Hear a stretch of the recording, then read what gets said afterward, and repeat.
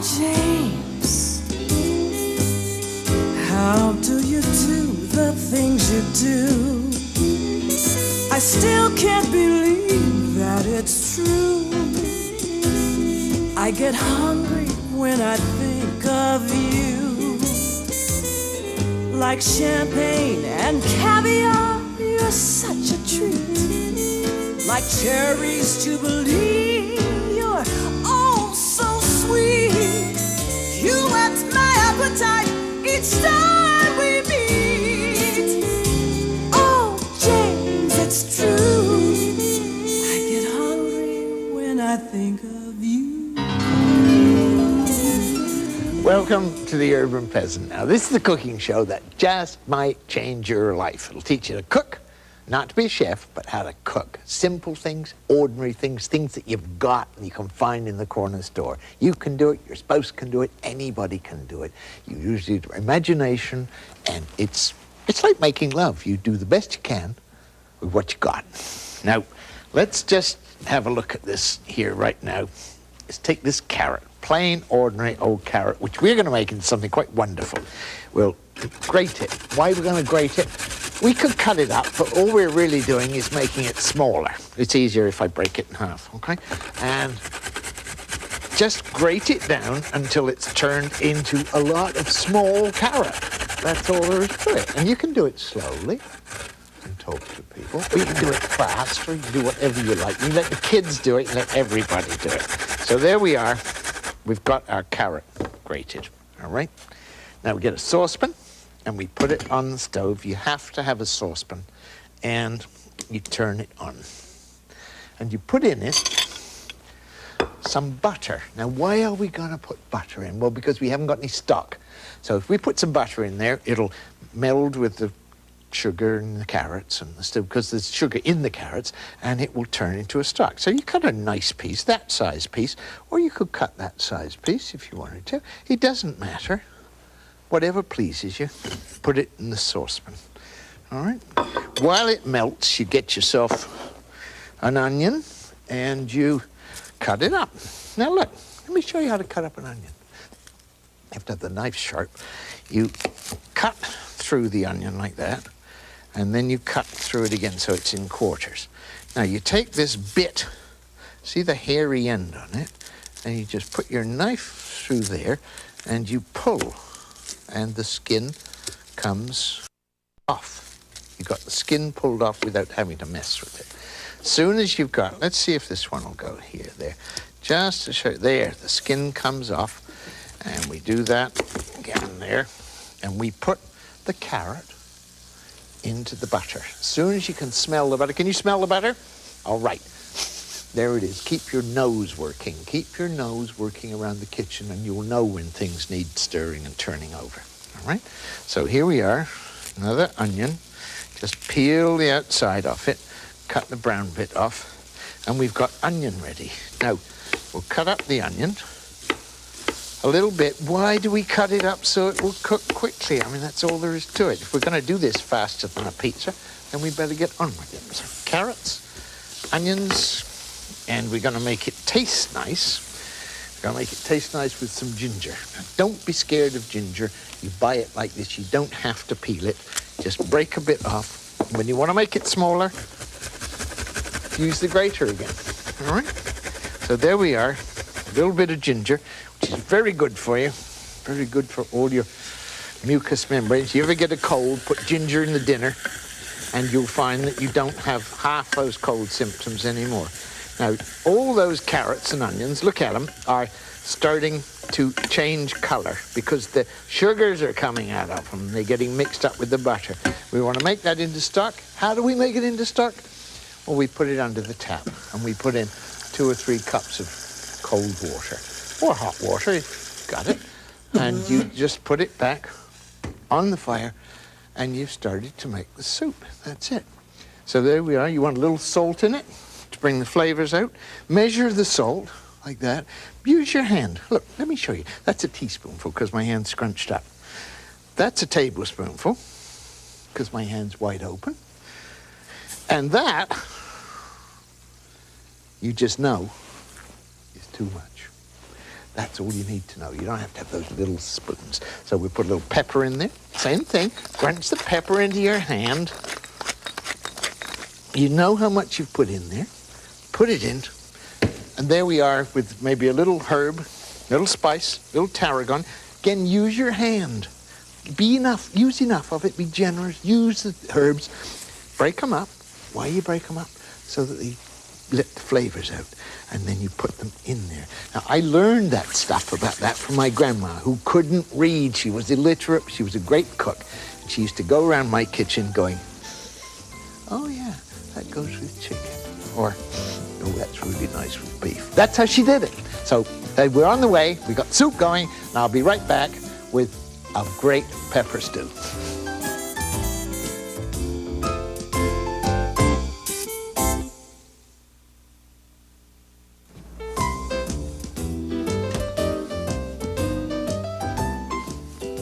Right, peppers. Now this is going to be a pepper stew, something I learned in Italy. Lovely, flavorful, rich, fragrant smelling, wonderful thing to eat.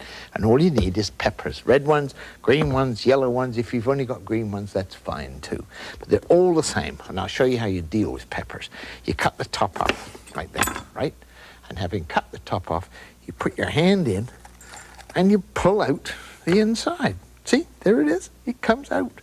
It's all seeds. It's exactly the same as brain surgery. That's how they teach these guys, all right? If you want to make a fortune. So there, we just pull the insides out, and there. And once you've got them, look, cut the top off, put your hand in, pull it out, bang it. That's it, all right? Now, I'm going to put the pan on. I'm going to put the pan on right now to get hot. Why am I going to put the pan on to get hot with nothing in it? Because I'll tell you a secret, and remember this is really important no matter what you cook. If you put cold oil in a cold pan and then heat it up, everything you put in it sticks. But if you get the pan hot first and then put the oil in, it doesn't stick. I don't know why. It's one of those things, all right? So there you are. I'll put the pan on and get it hot. Now, while I'm doing that, I've got my peppers, and you know how to break them up? You just tear them up, just like that, into pieces that are about the right size. You don't have to have everything exactly the same size. That's cooking to rule, that's cooking to, it's like being in the army. You don't want to do that. What you want to do is have differences, so that one bit's crunchy and one bit is, different. It's all textures. So we've got our peppers ready to go here, and you could spend a long time measuring it out like that and come out with nice little pieces like that. But I'd rather have a mess like that, all right? And it tastes better. We need an onion. Now, last time we used a brown onion. This time we're going to use a red onion. Doesn't make a lot of difference. There is a bit of difference in the flavor, raw, but cooked, not a great deal. So do it just like we did before. Cut it in half and pull the skin off. There it is. Comes off. Cut the end off. And you've got the onion ready. Now this particular onion, we're not going to cut it up in small pieces. We're not going to grate it, because we want chunks, we want texture. We want it to be, it's a pepper stew. We want it to taste like a pepper stew. We want it to feel like a pepper stew. So there we are. Got it all peeled off. And we're all ready to go. Cut it up in pieces. They don't have to be small, about eighths of an onion. That's it. That's ready to go. Now, there's two more ingredients. There's garlic, which is important, but don't get the garlic press out. Try it this way. Well, let me show you something else before I forget. If onions worry you, if you cry, if you snivel, if you worry, if you're standing there cooking dinner with tears running down your face and your spouse comes home and says, I just got a raise, honey, and you say, I'm delighted. Well, what you do is this. This is a way you get around it. You light a candle, and the candle takes the smells away. That's why they have candles in restaurants. It's not just to provide you with a little glamour. I mean, the glamour helps, but sometimes some of the food you see in restaurants, it does help. But this is to get the smells away. That's what they did in France a long time ago when they first started restaurants. So, garlic, look what I'm doing. I get a piece of garlic, put it on the table, and squash it. Then you pick up the skin. There's the skin. And there's the garlic. It's that easy. And use a lot of garlic. It's very good for you. When you use garlic and you get it on your hands, see the skin came right off that one, just like that. Don't bother with washing them in hot water and soap because that opens your pores. The garlic goes in and it stays in until it comes out, and then you worry about it. But cold water, wash it off. It washes off the oil. So there we are. We've got garlic just roughly chopped up. Everything ready to go. We've got the pan hot, and we're going to put oil in it now. Now, this is olive oil, and we're going to be generous with it because we're going to use this as the sauce, and we're going to dip our bread in it. We're not going to serve butter with it. We're not going to serve butter at all. We're going to put these onions in it, right? And we're going to put these in here now on top of there. We're going to put the peppers in with it, and we're going to make, not going to put the garlic in, all right? Why aren't we going to put the garlic in? Because the garlic will burn. All those cookbooks that tell you to brown the garlic, and that's all nonsense. You can't do that. So we're just going to stir that around a little bit. And you don't have to, just stir it around a little tiny bit and make sure that it's ready. Now you can put the garlic in. Now we come to the real secret ingredient, anchovies. Ugh, hold the anchovies. Don't, everybody knows about anchovies. They're all right in Caesar salad, but I wouldn't want to have them in the house all the time. Get some anchovies, try this, and see what happens. The anchovies will melt, and they make a wonderful sauce. Now you can be very particular about it and put in one anchovy fillet. Or you can be brave and trust me and put the whole lot in there. Just put them in there, let them cook down, and they will dissolve. They won't be there. Nobody will know that they're there. You want some pepper? Put the pepper in your hand. Put that in there. Put some oregano in there. That's what I'm going to do now. And while it's cooking, I'll be right back with a wonderful dish of chicken and oranges.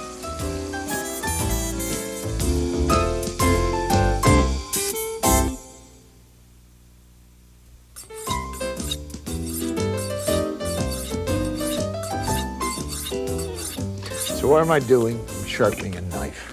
Because it doesn't matter whether you have a knife like that, or a cleaver like that. If it ain't sharp, it ain't worth nothing. So this is how, don't point in standing up and trying to learn how to do that, because it sure is impressive.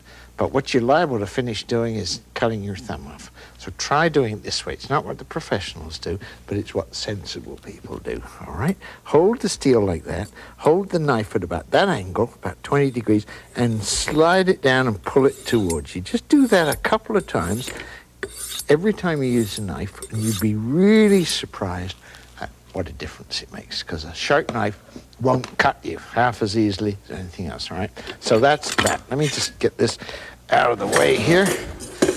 And what I'm going to do right now is make this chicken dish, wonderful chicken dish. First of all, put the fry pan on, put some heat underneath it, and get some butter and some oil. Why am I going to use butter and oil? Well, the oil will make a higher temperature, so the chicken will cook quicker and better, and the butter will give it a little bit of flavor.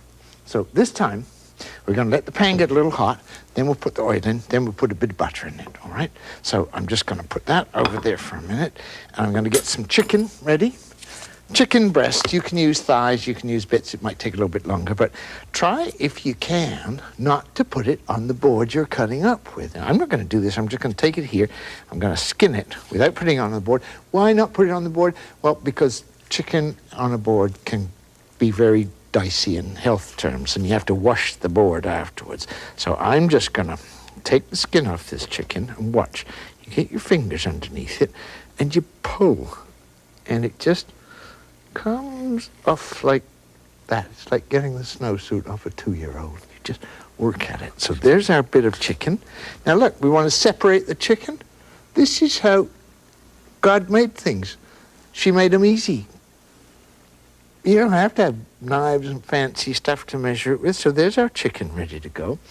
We'll put the oil in the pan now. And we'll put a little bit of butter in with it. Once again, measure the butter carefully. That much, or that much. We'll put in a little bit because it tastes nice. And once that get to melt in there, we'll put the chicken in as soon as it gets hot, and we'll put in some ginger. Now let me show you about the ginger. We're going to make a sort of a julienne. What's a julienne? It's little thin slices. So this is how you do it. You cut a slice, maybe 2 slices, all right? And then you stack the slices up like that, the way they came in the first place, and you just cut them again into little thin slices. See how my sharp knife goes through it? There they are, like matchsticks. And we've got them all set up in matchsticks. That's what we want to do with ginger. Now we're going to put the ginger into the pan and let it cook in there in the oil and the butter, because we want it to get the flavor out. We're going to get flavor out. We're going to make it taste nice, and the flavor out of the oil and the butter will then go into the chicken. So we're just going to do that, and we're just going to get it really, really nice and smelly, because it's nice to have a smell in your kitchen. That's what brings people in. If you want to get people to come and visit you, cook some onions, open the door. It's better than putting an ad in the papers and saying, I'm lonely. People will always come and talk to you when you're cooking onions. It's one of those things. And so there we are. Now we're going to put the chicken in to the hot butter and oil. And we're going to put it in this side down. And we're just going to let it cook until it goes white around the edge. As soon as it goes white around the edge, we'll turn it over. So we want a little pepper on this, because you're not going to put salt on. Because if you put salt on meat before you cook it, it makes it tough. It sucks the juices out of it. Vegetables, you put salt on. Meat, you don't. You put it on afterwards. All right? So a little bit of pepper. See, we measured the pepper into my hand. We know how much we've got in my hand. A bit of pepper and a little bit of salt for later on. And that's what we've really got to do. Now, oranges. Mandarin oranges we've got here. Let me show you something else too. You peel some oranges and you don't throw the peel away. What do you do with the peel? You dry it. You dry it on a windowsill near a radiator, and you keep it in a jar. And every time you cook some chicken, you fry it in. That's what they do in a lot of Oriental cooking. You'll find lots of places you can buy nice dried orange peel. Very expensive. It's used a lot. You try it. So now we put the oranges, and we have to turn the chicken over. See, it's gone white around the edge. So we just turn it over, and the underneath is cooked. We turn this over, and the underneath is cooked. In go the oranges. And if you haven't got oranges, use grapes. It's that kind of a dish. And that's what we do. When we come back, we're going to put some broccoli in there. We're going to put some whole mushrooms in with it now. Whole, so they won't cook too quickly. Stir everything around. And that's what we'll do. Put the lid on. And I'll put the broccoli on, this nice broccoli, when I come back. And give you the best dessert you ever did see. 30 seconds.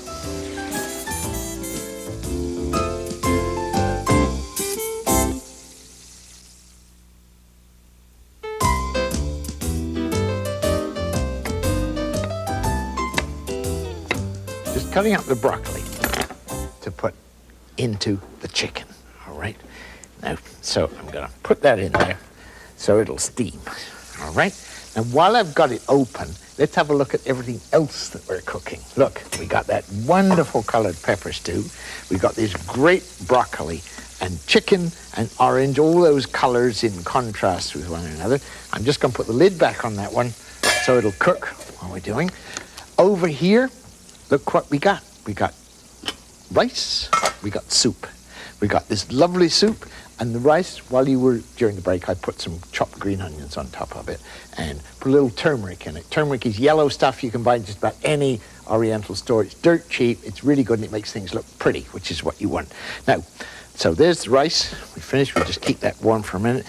I squeezed half an orange into the soup, and now it's time to finish it with some yogurt. You can use, if you want to, you can use whipping cream, you can use a little bit of milk, but yogurt is nice because it gives it a sort of acidity and it also makes it taste good. So I'm just going to whiz this up and make it smooth. All the bits that are in there I'm going to make smooth. You don't have to smooth it out if you don't want to. You can eat it with the lumps in. It tastes just as good, but this is the way they do it in fancy restaurants. So there it is. And if you want to make it look pretty, you put a little bit of parsley on the top. So that's the soup done. That's that. We just get rid of this right for now. Put that over there, and I'll show you something wonderful. The chicken needs a little bit of flavoring, needs a little bit of thyme. So once again, rub the thyme, put it on there, just toss it a little bit so the flavors get in there and get melded or get married. There's a term in French called le mariage, and we're just going to put a little bit of vinegar into the stew. Why vinegar? Vinegar gives it a little acidity, a little contrast, like black and white photography, so you can see it. Now watch. Just watch this now. This is a dessert I learned in Japan, and it's wonderful. Quick, so quick you wouldn't believe it. You cut the ends, cut an orange in half, cut the ends off. Take a little knife and you poke it through the middle. They do this in sushi bars. I've seen it in Tokyo. And you cut the inside of the meat out of the orange. Just have to practice once. You put the lid back in, pop that in there. You cut up the meat. You make it look into, bite-sized pieces. You put it back in the thing, all sort of piled up like lugs. Then you take a grape and you pop a grape in the middle like that. And then you get a nice plate and you put it on the plate. Now, you don't go sneaking in to the guests at dinner and say, I'm sorry, it's just oranges for dessert. You look proud and you say, great, I've got this wonderful dessert. But you don't only have to do it for dessert. You can take it up to someone for breakfast in bed and you say, honey, I brought you breakfast in bed. And they just melt. It's much better than chocolates. Now, if you'd like these recipes, send us a stamped, self-addressed envelope. That's to the Urban Peasant, care of 6992 Cypress Street, Vancouver, BC, V6P 5M1. And if you just want to write, that's fine too. So do write us, because that's what the Urban Peasant's all about. Great food that you can cook out of stuff that you can buy anywhere at all. You buy any. Look what we got here. Wonderful chicken dish with oranges and broccoli. Look at the colors in the pepper stew. We got this great soup. We even got dessert. Now, it shows you how you can just use a little imagination and then suddenly you've got something absolutely wonderful. Remember that if you haven't got something, you can't use it. You have to make do with what you've got. And essentially, right down at the bottom of it, the bottom line is there's 4 things you can do with food when you bring it home. You can bake it, boil it, fry it, or screw it up. That's it. See ya.